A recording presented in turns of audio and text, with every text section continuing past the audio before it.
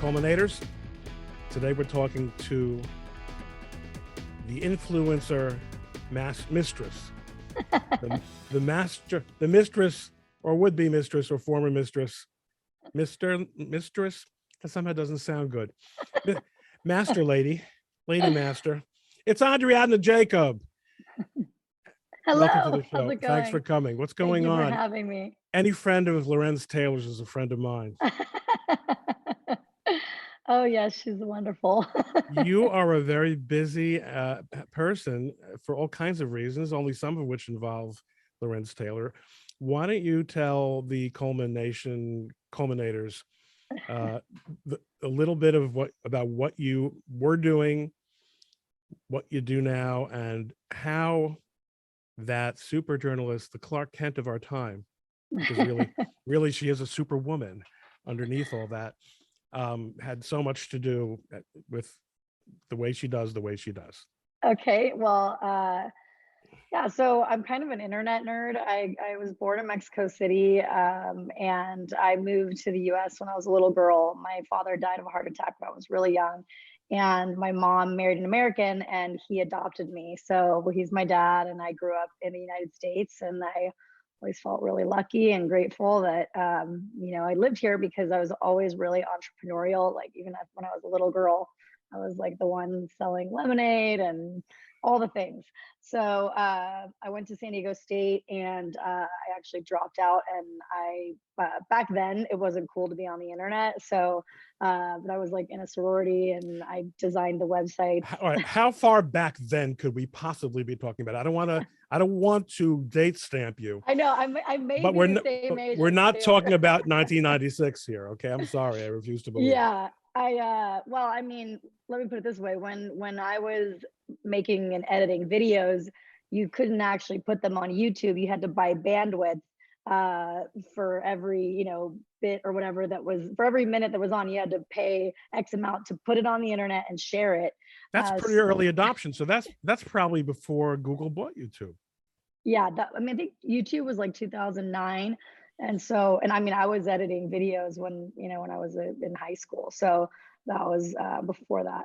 I'll just say, I'm not going to date myself. But yeah, I like the internet. I was watching at the time Gary V, who's Gary Vaynerchuk, is an entrepreneur big in the internet, or sorry, in like the social media. He's a big social media entrepreneur. And when he had his first book out, I was the first person there at the book signing, and that's how I met him. And so, when I was younger and I was interested in all these things, there was very few people that could mentor me and show me the way. And so once I, and I couldn't really focus full time on it, because once you're dropped out of school and your parents cut you off and they're like, hey honey, you're on your own, respectfully and nicely, but they're Oh, like, okay. you're not going to be on my dollar, on my dime, starting your own company. If you want to start your own company and you're going to drop out of school, then you got to do it on your own dime. So I I wasn't able to just make videos all day long. I mean, I did, and I learned how to, once YouTube was out, I learned how to use YouTube and edit, and I taught myself how to code. So anyway, I'm a computer nerd. And were you a YouTuber yourself? You yourself were appearing in these I think, videos? I mean, so in 2009, 2010, you could be a YouTuber, but you weren't generating revenue. There was no way, you weren't getting sponsored deals. There was no way to really sustain, a career. I mean, I think the Maker Studio and the people that were part of that were able to make money. But at the same time, even if I had dedicated myself to it, at that time you couldn't make money doing it. So I guess I was I was learning how to be a YouTuber, but I wasn't making money doing it. No. I'm sure. No. Yeah. So, but then I worked for digital agencies. I always had like three jobs. I was a VIP host at a nightclub. I was developing an app, and I was working for a digital agency. And I was just always working and trying to figure things out. I would go and find the important people that were doing the things I wanted to do, and I would work for them for free. So it was a grind. But then finally, I kind of found my way, and then I realized, there's not that many people that are helping young people that want to be content creators, because there's not that many people that even understand the space. And I wanted to be sort of the mentor that I never had and try to help some of these people, because I know how it is. You're a teenager and you have big ideas, you're excited, and You're you're telling, creative. You have something yeah, to say. and you're telling your parents and they're like, I don't know how to help you. So that's kind of how I launched into sort of being the influencer whisperer and working with brands and influencers, sort of being a bridge. Uh, So were you fairly early in that space? Because it's yeah, obviously a pretty crowded one now. yeah, it's totally different. I mean, yeah, it's crowded, and you know that I think they did a poll. It's something like 86% of young people in junior high and high school want to grow up to be YouTubers, influencers. So imagine a career path that 86% of kids want to be, but there's like 10 teachers, or 100 teachers. It's whether people like it or not, this is a path where people are going, and I think that there's a way to do it ethically and teach the young people that they can be on the internet and they can be doing all these things, but they can focus on their mental health. They can still go to Ah, school. okay. So all right. So let's take a moment to talk about that, because before we get into the article, when you say ethically before the defamation, what what did that mean to you, and what was it that made you realize that there were ethical boundaries were there for the that were there for the recognizing, that. Well, I watched Logan Paul and some other content creators sort of rise and fall because from what it looked like on the outside and my interactions with them, they didn't have great people around them telling them, hey, you've crossed the line here, or we're not going to post that because X, Y, Z, and thinking about, Oh, um, content. So you're talking first content wise. What kind of stuff do they put up? yeah, yeah. And then once I was managing TikTok houses, which was essentially kind of like a collective or a incubator of sorts. They have tech incubators and they have mentors that go in and help you go to like a 3 or 4 month camp essentially, and every day you're learning and building your company. That's what we were doing for TikTokers. Okay, so houses. Were you renting a house and they were all living together in it, like one of those Yeah, reality shows? kind of, but it was bootstrapped. We're not ABC. We don't have 10 producers, and it was really And I kind hope of, and I'm sure it wasn't nearly as sleazy, you no, know. no. Yeah, and the thing is, I had a lot of mentors that I'm the kind of person that always ran before I walked, and then but I've always had really great people around me that are like, okay, it's not, you can't do this, but if you're going to do this, here's how we're going to do it. Slow down. And I had to learn that as an adult. So I can only imagine these 18, 19, 20 to 23-year-old kids were going a mile a minute. And I had to then pull them back and say, hey, okay, slow down. If we're going to do this, And let's do it the right way. how much older than they were you at the time? Again, I it's mean, not like you were the Shirley Partridge, you know. well, at this point, I'm in my mid 30s, so I'm at least Okay, all right, 20 but years older. which Yeah, yeah, in today's world is like a generation. The difference between being 30 and 20, in the 21st century can be quite huge. yeah. And I think that they liked me initially because I understood them and I could speak their language. But But at you the same grokked, time, you picked up on the potential of TikTok. As soon as you saw it, like you yeah. said, I wow, mean, this. people didn't even they didn't even acknowledge TikTok as a thing. Even some of the big creators like Jake Paul and them, they had me come over with TikTok people that I was working with to show them how to work the platform. Like I literally brought this girl Addison Ray to Jake Paul's house, and she was teaching him how to TikTok. And now Addison Ray hangs out with the Kardashians, and she's got a 3 picture movie deal with Netflix. So these people blew up, and it was a really exciting time for me because, Let me ask you like a yeah. really fundamental question, especially because I have a teensy weensy little TikTok account that why do I have it? Why does a 59-year-old man have a TikTok account? Because as a platform for creating, it offers certain fun options. Yeah, that you could absolutely. do on other, you could do with other software, or you could even probably do on YouTube, but it's the presets on TikTok are really cool and fun and easy. Yeah. So, uh, I Yeah, did a I mean, very, I was learning on it too, but but it's explain to my fellow yeah. codgers what the different, what, let's assume that they've even seen TikTok, but Tik is TikTok anything other than YouTube for people with incredibly short attention spans, or is there's more to it than that? You might have it right on you might have hit it right on the nose, actually. I think the allure of it in the beginning was that Instagram was already oversaturated. It's really hard to grow on Instagram. Same thing with Twitter, same thing with YouTube. So all of a sudden you have this brand new platform and you have all these brand new faces that have to be creative.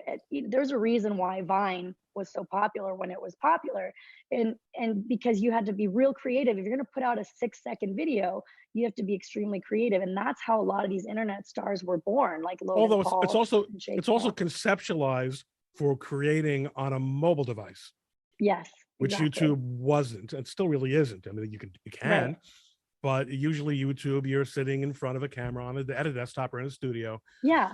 And it was less about being somebody you weren't, because Instagram is all about posing edited photos where you're on a beach and living this great life and whatever. Whereas I think TikTok was more authentic and fun, and young people they were doing fun dance videos, even some of the people with their parents, right? So it was kind of a fun thing you could do with your family and whatever. So at the time, the way I try to like kind of describe it is, imagine a really popular TV channel uh, that only like you can hop on at any time, but you have to perform. And so in the beginning, millions of people were on it, but not that many people wanted to perform. And so if you're willing to perform, like the people I was managing at the time, then you're getting all the airtime.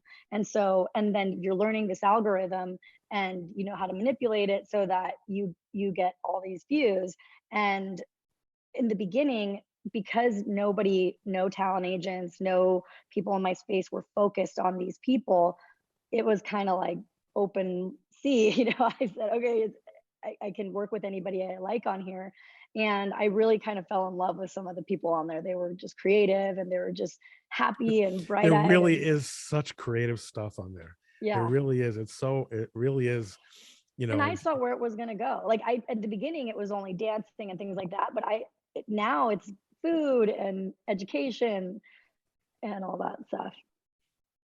so that's percolating along, and you're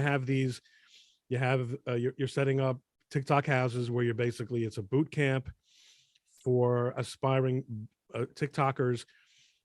And by the way, I'm not the one running the boot camp. The way that we do it, because uh, I'm not somebody with a lot of money at the time, is we essentially had to figure out how we're going to pay for this house. So I went and I had my contacts from when I worked in the digital agency days. I went to the brands, I put the decks together.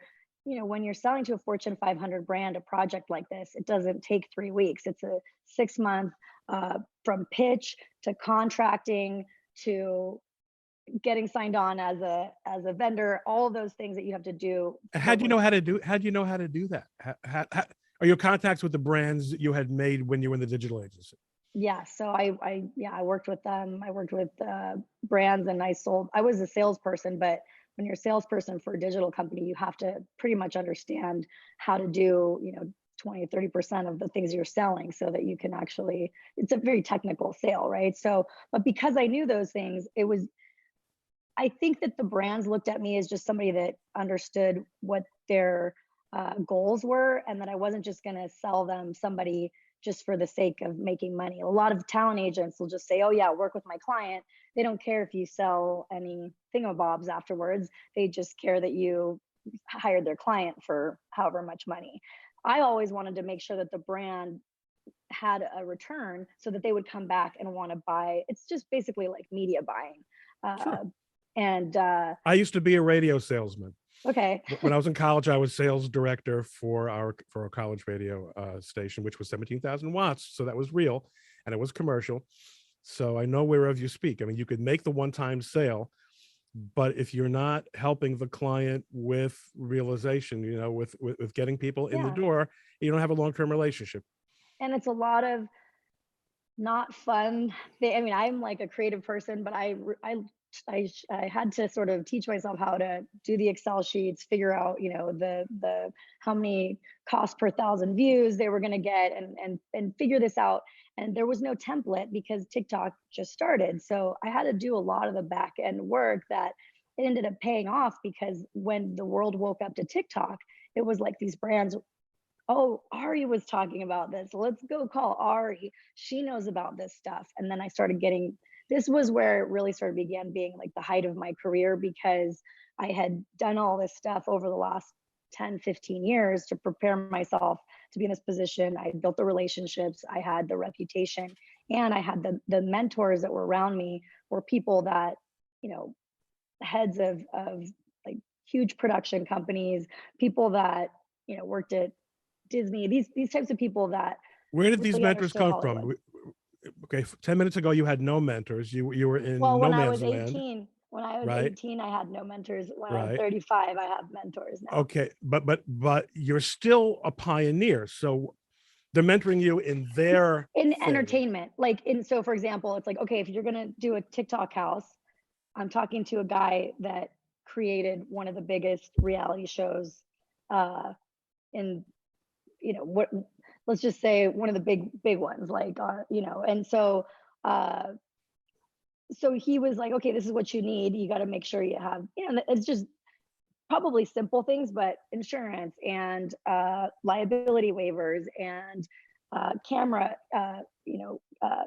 camera releases, all those things that these are people I talk to every day, where I was like, hey, here's an issue, a challenge. Okay, this is how you get past it.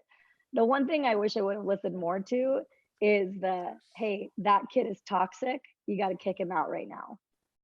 And I'm like, well, he's got 10 which is million great. followers, I'm like, he's Uh-huh, he's the guy uh-huh. I need for this. And it's like, well, he's giving you trouble and he doesn't respect you. So, And so this sounds like a discussion that might taken place on a movie lot in the 1930s or 40s, where directors are talking about whether such and such star is worth being signed, and producers yeah. is worth being signed again. Is he or she worth the trouble? And well, gosh, you, what's the word they used to use?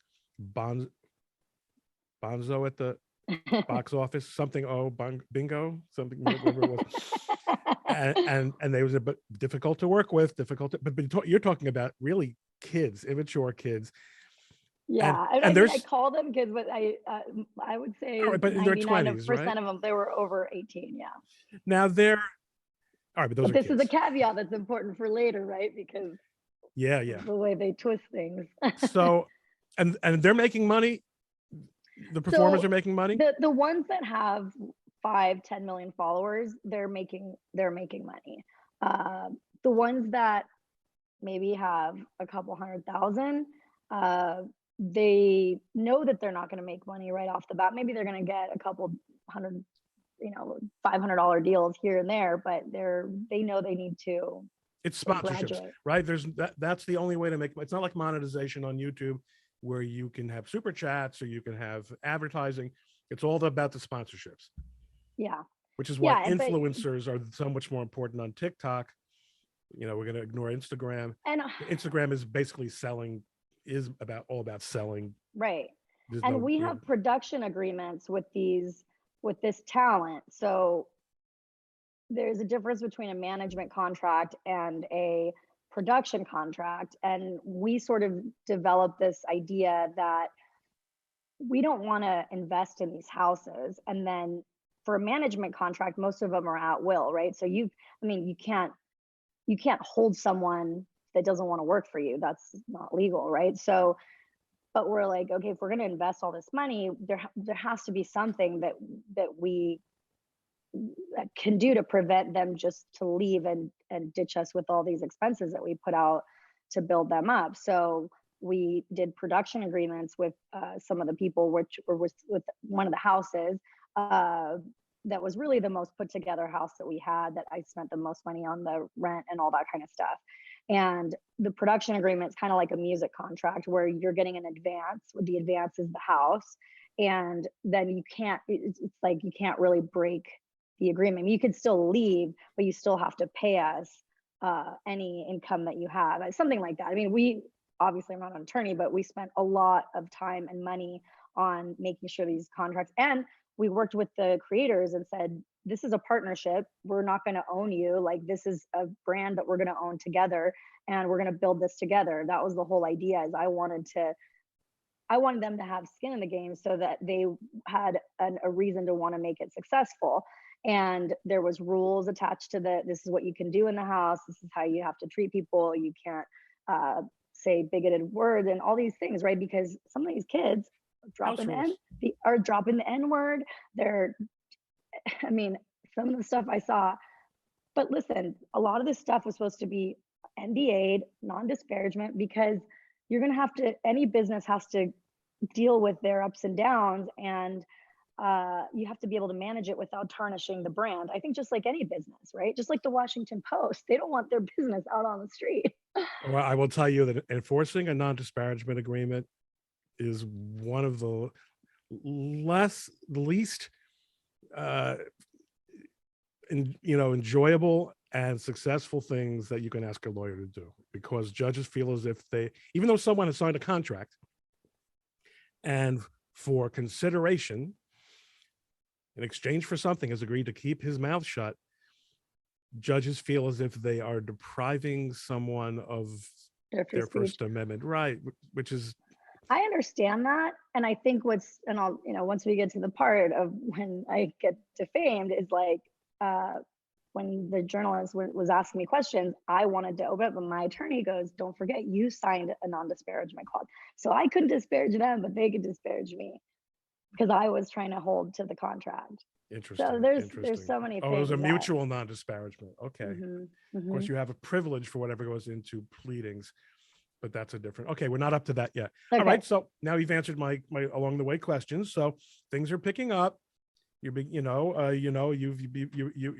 you've got this sort of system in place, and you've got a decent amount of talent that you have the opportunity to produce. And then what happens? So the pandemic happens, and I will say that some of the houses, like one of the houses, it was like, I think in May. So we already knew the pandemic was there, but we didn't know how long it was going to be or whatever. And so there was like 6 people that wanted to do this house. So we're kind of like moving and grooving. But I think that the pandemic, like I said, it's not ABC, The Bachelor. So we don't have all these things where you're testing. So it became a little bit, now I'm like, am I sitting in a liability situation? Because if someone gets sick, you mean, by in the house? Yeah, this is in the very beginning, and I'm like, okay, you guys got to get tested. And so the idea was, if let's say there's 6 people in a house and all 6 of them get tested and they're not sick, as long as they stay in the house, there's no way but they can you imagine me trying to keep these people and while I'm trying to sort of be the mother hen or the the dorm monitor, I'm also trying to sell to brands, and I have other clients, by the way, besides the people that are living in these houses.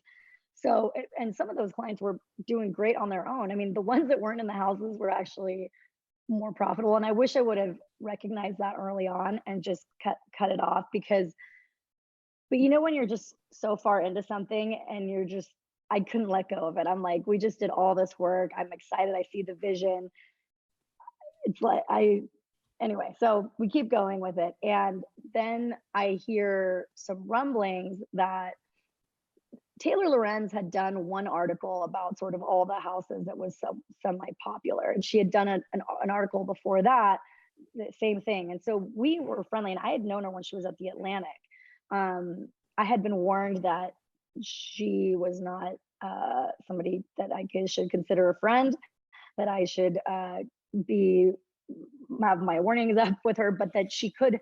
Because of what? Because of just that what she does is hit pieces, or because of in particular something about you or your politics No, or no, your yeah, I think just because I think she had done that hit piece on Claudia and Jackie Oshry, where the girl with no job was a content creator, and their mother, um, I don't even know really what their mother did, but she wrote a really exposing piece where people didn't know who Claudia Oshry's mom was, and once she exposed it, I think there was like a hit out for her mom by ISIS, and so then Taylor put the daughters in a bad position by exposing who their mom was. Anyway, in a way, that's kind of like doxing, and if you right, if that's not public information. But anyway, she's just done some controversial things in the past, I guess. And so I was warned by a publicist, hey, just be careful. She can help you. She can help if she does a good piece. She can really launch people's careers and whatnot. And I had witnessed it. So she had done a couple pieces, and I only mention this because no, just remember she had done a couple pieces, and then she had called me for a quote. Hey, what do you think about this and whatever? And so she put a quote in one of her articles about me, and then she featured some of my talent, which that's the whole thing. You have to bring the talent into mainstream consciousness, because if they're only on TikTok, then Target doesn't know, the executives at Target don't know who they are. The executives at whatever brand, like these people have to enter mainstream consciousness, where an ad executive is going to be like, hey, I've got a great idea, let's put this person. really? I mean, so Yeah. I don't watch TV, and I, don't consume a lot of, you know, youth-oriented media. But how how does that happen? I mean, there are only so many articles in the Times and Atlantic that could be written. How does someone, and before they get signed to that Target deal, what does it look? What does that look like? Well, there are people you'll probably remember. I mean, remember, I don't know what his name, James from Target or something like that, or Tim, there was a kid that got popular. There's these people that sort of become memes, or they're super popular, and then Ellen has them on, or Good Morning America has them on, or Oh, somebody okay, writes a okay. big time feature story about them. That's how these people get discovered. Who And knew? Okay, yeah. yeah. And because the ad executives aren't sitting there on TikTok all day long being like, oh, this guy would be really good. They don't know, right? And at this But point, also they remember, don't there's not care a lot of. until they don't care. I mean, as far as they're concerned, TikTok is not going to be enough.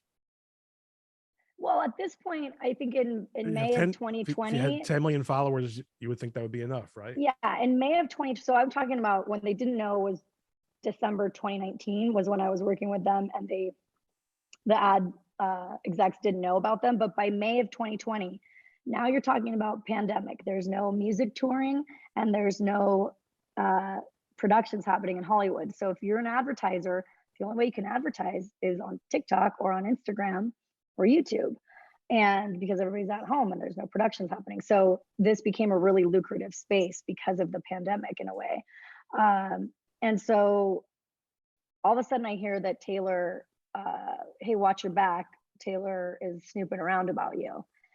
And of course, I'm very confident. I'm like, well, what's she going to say about me? I've got my ducks in a row. I'm not doing anything bad. Bring it, And I wish I would have been so naive as to, I just thought that like the New York Times can't print lies. So uh, that's, I think that's what the normal average American would think. That's not in the media. That's not doesn't understand maybe legal and all this stuff. I just thought the New York Or Times is or a or even prestigious organization. if it can't, it doesn't want to. It's not. It doesn't have any incentive to do that because that would undermine its credibility. And Right. what would be the purpose? Why would they go after? And I definitely felt there was a target on my back at this point, because so many people, they didn't like the fact that these big Fortune 500 companies were calling me directly when they had $1 million to spend on advertising. I understood that. I mean, I wasn't completely naive, but at the same time, I just thought, um, you do all this stuff to prepare, and you have attorneys, and you feel at least confident in what you have. And if somebody's going to take it from you, I'm thinking, well, that's illegal. They can't, interfere with my contracts, tortious interference, if they just go and pull these people that are in contracts. Well, I didn't think about, if they just ruin my whole reputation, then the contracts don't even matter anyway. And by the way, everybody's like, well, just sue them. Okay, you're bootstrapped. You just can't go around suing everybody. You don't have the money to do that. Come on.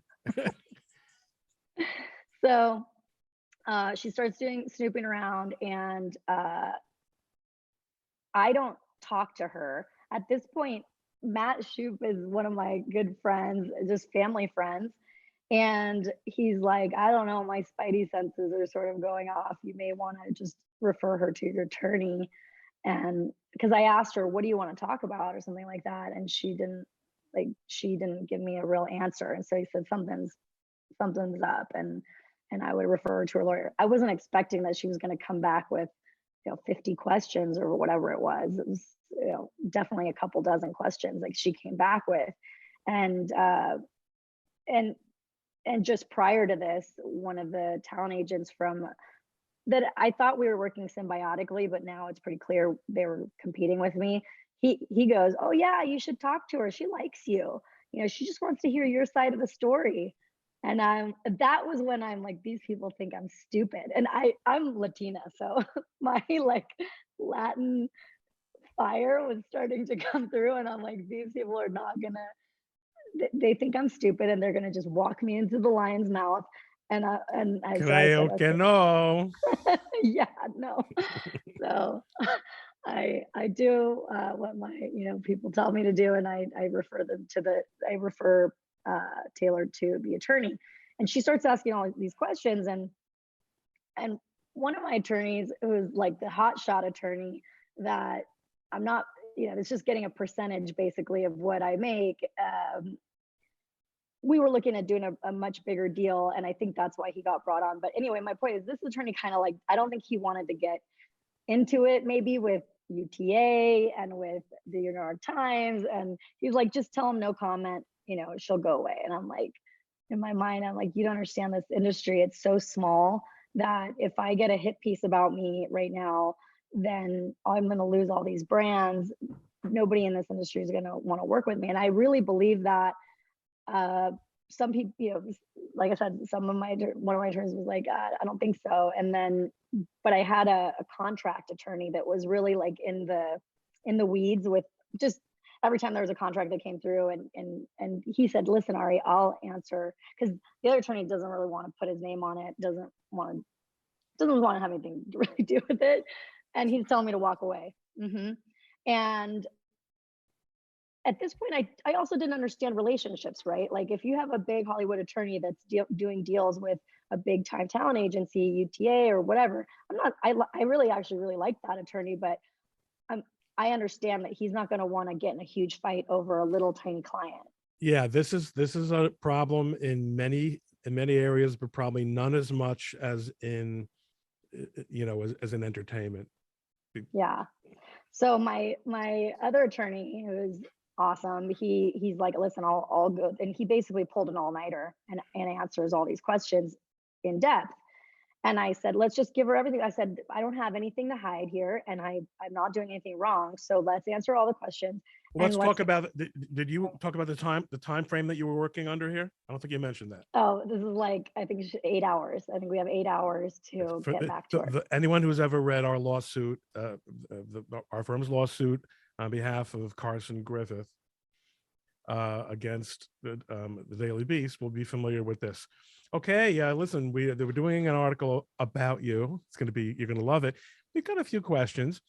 We're going to press in 14 minutes.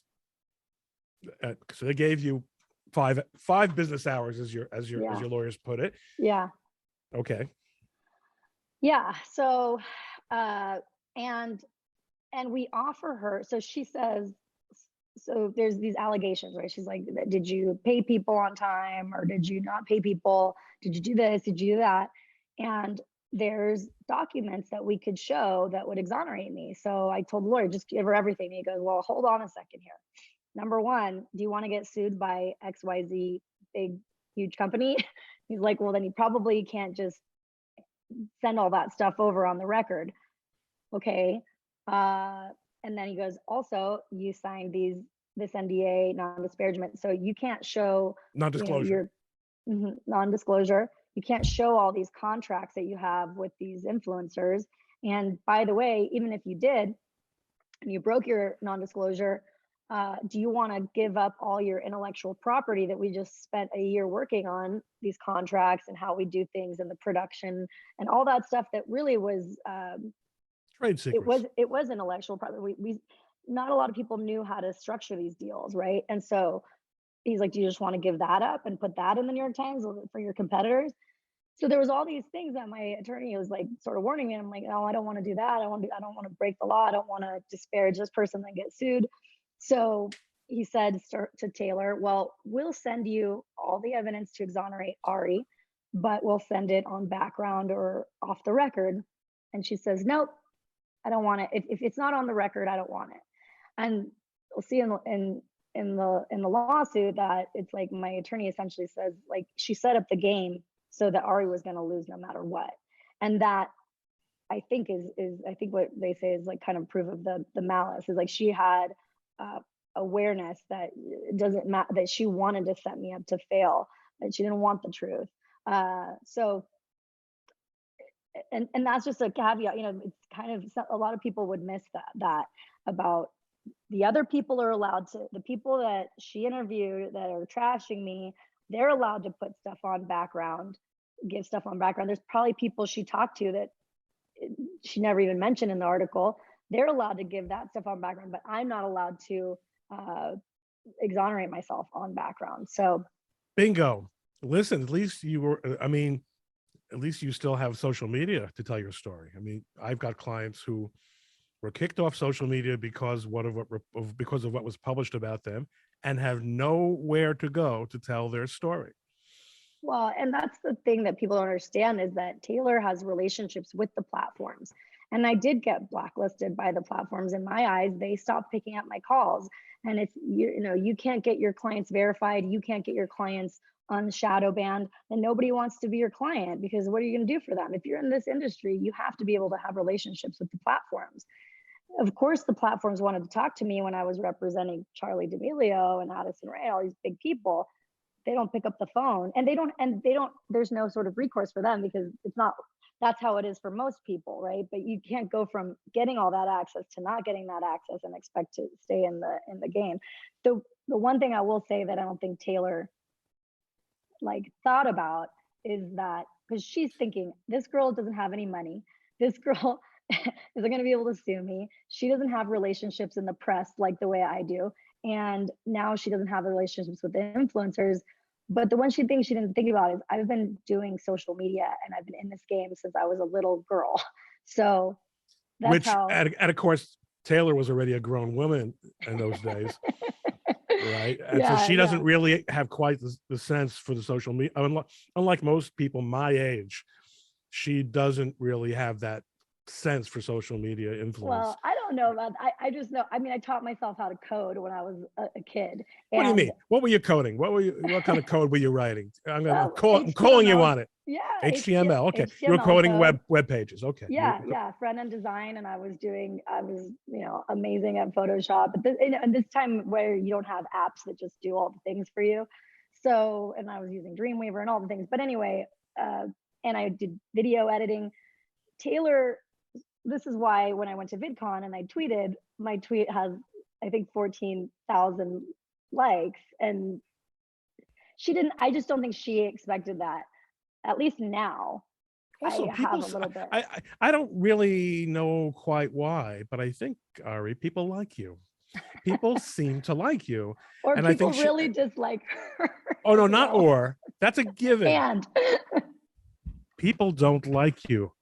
Lorenz, Taylor, people don't like you. Please continue. So where were we? So anyway, so she writes, the article comes out, and my mentor at the time by the way, calls me, and I'm like humiliated. I'm thinking my life is over. This is And an he's, anonymous mentor. We're not allowed to know who he yeah, is. no, I don't want to name him, but he's a Okay, all right. big time guy. Yeah, big time guy, and former CEO of the Television Academy type of guy. And so he, uh, All right, so Jeffrey Katzenberg calls you. no. So this guy calls me and he's like, something to the extent of, welcome to the freaking big leagues, Ari.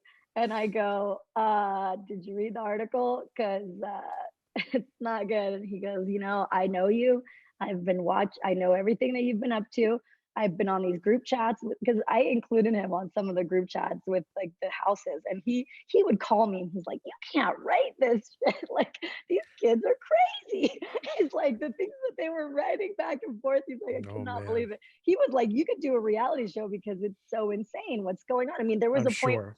there was a point where the influencers wrote F Ari all over the I, walls, I saw that picture. Yeah. and Ari's a B word. I mean, so whatever. So he calls me and he's like, and when he said, "I think you could survive this," was like the one little piece of hope that I had, because everything went sideways. It was so weird, from going from really the height of my career where I thought, finally, all this work, all the working for free for people, all the, working till 4 in the morning because I had 3 jobs, all this is going to pay off. And You hadn't then to really lose gotten that, a payoff yet, no, right? I hadn't gotten the payoff yet. It was All this, coming. but I mean, all this pioneering, all this groundbreaking, all this novel stuff, all it did was get you to the next level to enable you to set up the payoff. Well, and You're paying your rent. the contracts were there. So I would have, but people pay 30, 60, 90. A lot of the stuff was already there. So it was already set up to get paid. We're just waiting for that. And I was allowed into all these sort of RFP situations, which is a request for proposal. So for a big brand to let you bid on $1 million account, and they only let like 5 people do that, or 5 companies do that, and it's a long process. So I was in, just that was a big uh, accomplishment for me and for the company.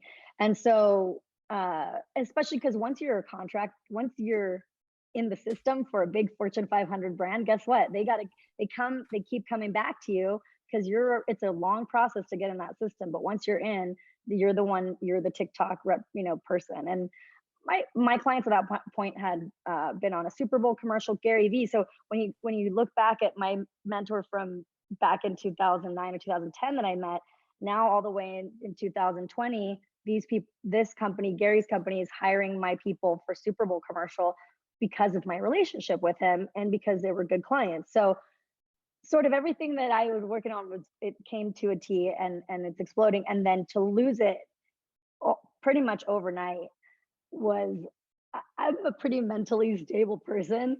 I was not well. Like, I had friends that were like, "Ari, do you need me to come over? And are you going to be okay?" And obviously I was, it was just a really emotional time. And I tell everyone, it's like 85 boyfriends breaking up with you on the same day.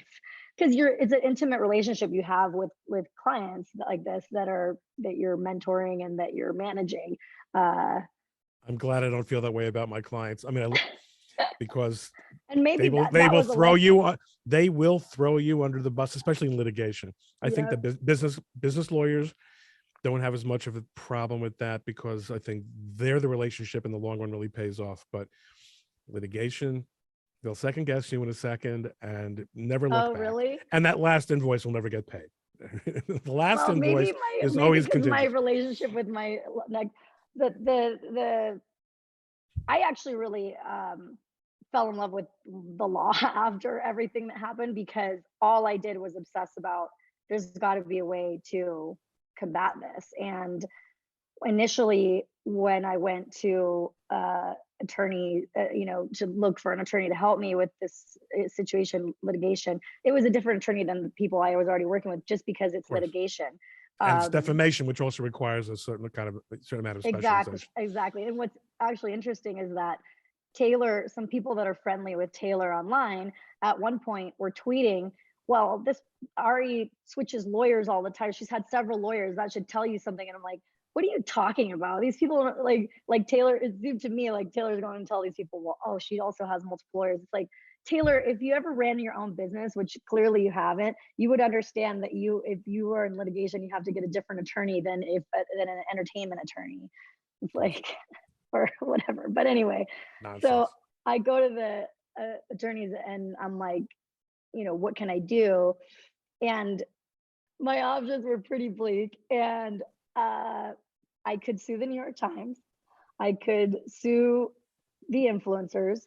I could sue the talent agency and that was interfering, or I could just try to pick up the pieces and keep going. So that's what I did initially.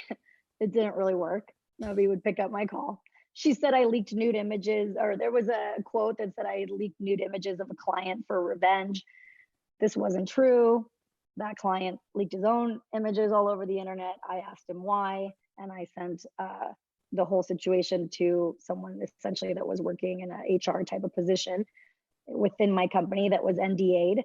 So I didn't leak nudes anywhere. But anyway, that was probably one of the worst things that they said. And also that I was allegedly filming she didn't even say allegedly. They just said I was filming the influencers without permission, which is clearly not true because there's contracts that said, hey guys, there's cameras here. So everything that was in there was not true. And it's also very much, I think for somebody that's reading it, it's so inside baseball for the average person that if you're like, well, this is fake, the person's like, well, how could this all be not true? Like, it doesn't make sense that all of this is not true.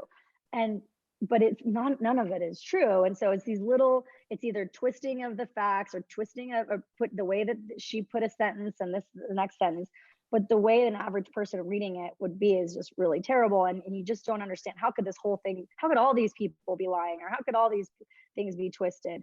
And I mean, she included an influencer that said, Ari, my manager, did this and that to me, but this person or this did this and that to us and yelled at us and whatever.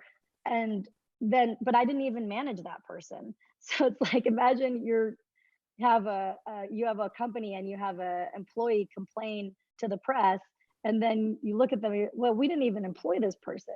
So how could she include these people in the New York Times, right? So it was just very poorly researched, and Taylor's editor left like a couple months after this. So I actually think that maybe these people kind of knew She's something a was going to career happen. killer in more ways than one, apparently. Yeah. They moved her they moved her to the recipes section, I think, last week. Yeah. Was it? But she denies getting demoted, of course. No, it's what she's really always wanted. Deny, deny, deny. That's her whole thing. Victim blame, victim blame. So yeah, so my whole life is upended. But then I obsess about legal. I start Googling, Well, normal people who are who get them find themselves, you know, for the first time engaged in litigation, and litigation that's really very personal. It's a pretty traumatic experience, isn't it? I mean, I don't think most people do it. I don't think most people move forward with anything, and I that's the part know, that's. I know, Yeah. they don't, but they shouldn't. And in fact, Harmeet and I and our partners routinely advise people. I mean, every single day, and we get a lot of inquiries, especially for defamation. You're either of course you don't have a case, or you don't really have damages even though your feelings are hurt, or it's not gonna solve your problem. Even winning, even if we could take it on, even if you could pay us, because we don't do defamation on a contingency, that's just Most people don't. not gonna, no, because it's, I mean, it happens, but you have to really, it's lightning has to strike.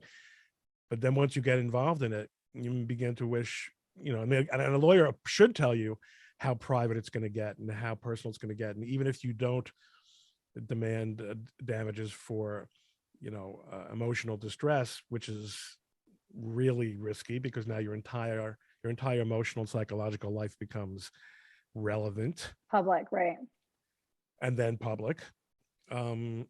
Which for you would be fine, but for me would be a disaster. I mean, just the list of prescriptions alone would be the hottest thing on the internet. So now you're picking up the pieces. You're trying to still work in the business, or she killed it. No, she killed it. She killed it, and now we're in the pandemic and deep into the pandemic, and I like I'm actually looking for a job, right? A regular job, like to go This is in and last year, yeah. right? Well, no, this is in 2020. So it was, Okay. like 6 months after the article, I still, wasn't able to get work. And before this, you know, I think the job I had offered was it was like around, I think 250,000 or more that I had been offered on a contract to work for somebody. So, and then you're going from that to getting like offered a $50,000 a year job, which it's very humbling. And it's like, well, I don't know what else like I can do. Right. And it's obviously very, that's emotionally psychological, too, because, or it's painful because you're like, I just gave up 15 years of my life to dedicate to my career, and it's all gone. I don't, and for me, I'm like, I'm single, I'm not married, I don't have any kids, and I gave up those things because I believed in my career and I knew I was going to be successful. That was the part that was the hardest. And then to know that it was Taylor Lorenz, who's a privileged like debutante from, Greenwich, Connecticut, that's never done like that. It really, it really hurt my soul. And she gets to go from screw up to screw up to screw up, and instead of losing her job, as most people who would screw up as much as she has would, whatever protectia it is that she has seems to be never run out. It seems to be limitless. Mhm. Whereas you're on your own, building from scratch. You've been working toward this goal for decades.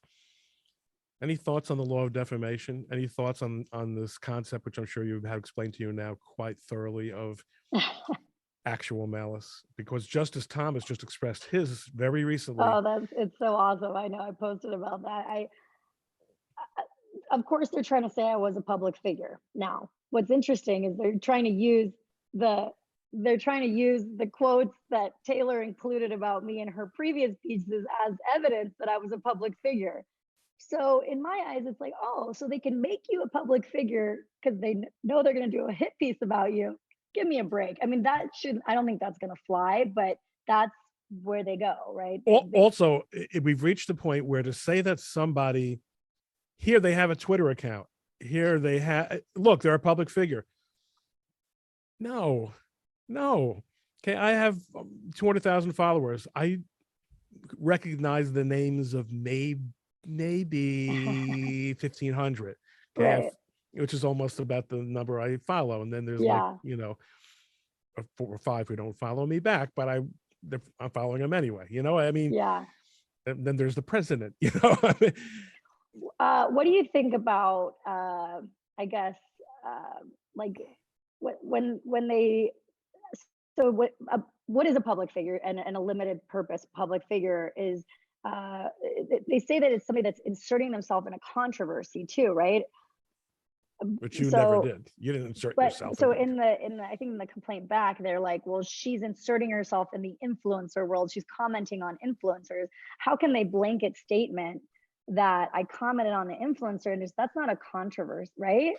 no, it's not a controversy, and also you're doing your job. Your job is, it's true to some extent, a public job.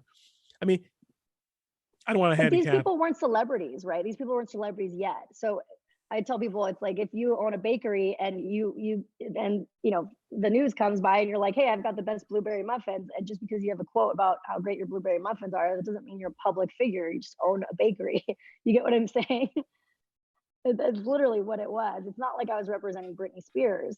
I was But it, representing unknown people at that time. but it real, and one of the reasons I wanted to have you on. I mean, I don't have 10 million followers. I don't, I don't even have 1 million followers or even 500,000. But everything I can do to get people who have been unjustly Thank you. ruined, and to tell their story, because it's true you haven't been knocked off Twitter, which is my main stomping ground, but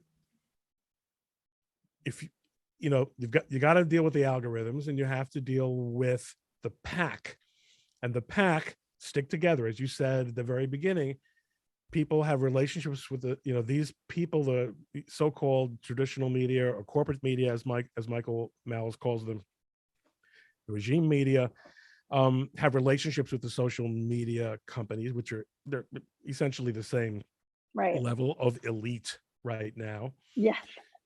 How about your relationships with these people who had worked with you before? I mean, are any Oh yeah, I just went to VidCon, and there were so many people that were like, "Ari, we miss you. What are you doing?" And now they're like, "Oh, we screw that Taylor Lorenz." Like now the tables are sort of, the tide is turning, but uh, at the same time, those people have new managers now. Those people are in a different place, and I'm not going to go and do the things that people did to me. I'm not going to go poach people's clients and do unethical things like that. That's just not who I am. So if I'm going to make it in this space, I have to come up with something new. Maybe I'm managing people in the NFT space. Maybe I'm managing, college athletes now that they're allowed to make money. I don't know what the sweet spot is for me.